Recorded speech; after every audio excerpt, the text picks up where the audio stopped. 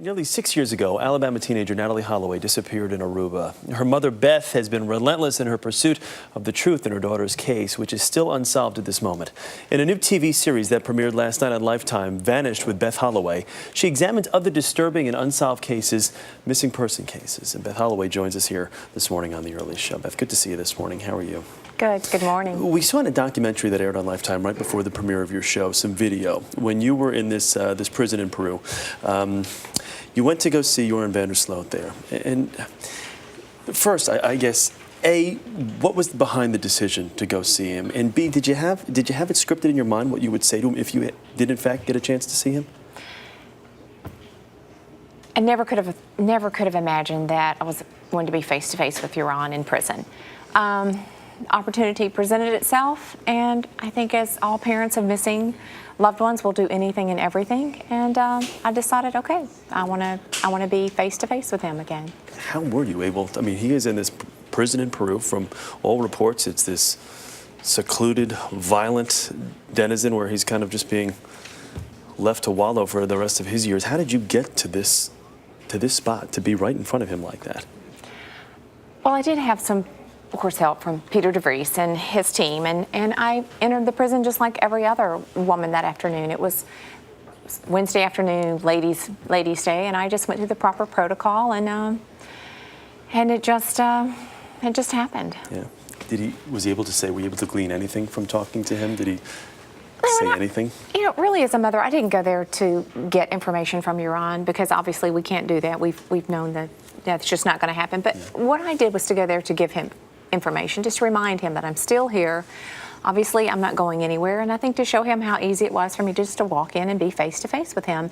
And what felt, I think, the best for me is when I walked out of there and left him in prison where he belongs. Yeah.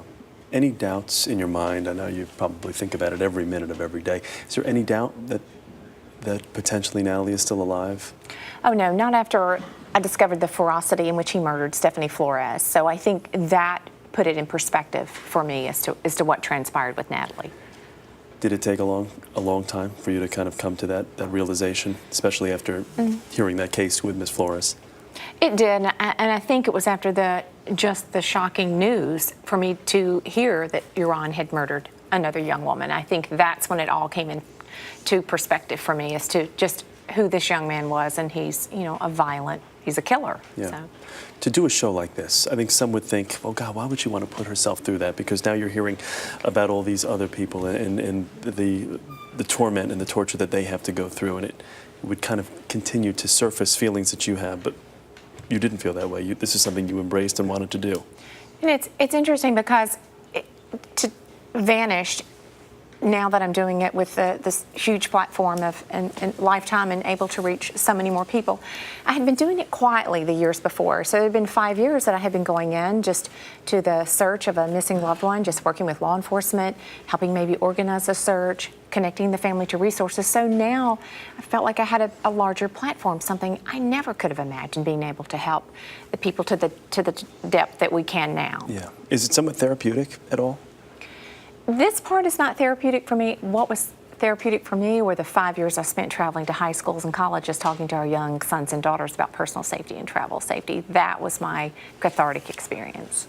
And what's the message behind this show and behind the different things that you do, like you said, when you go to you speak to these schools?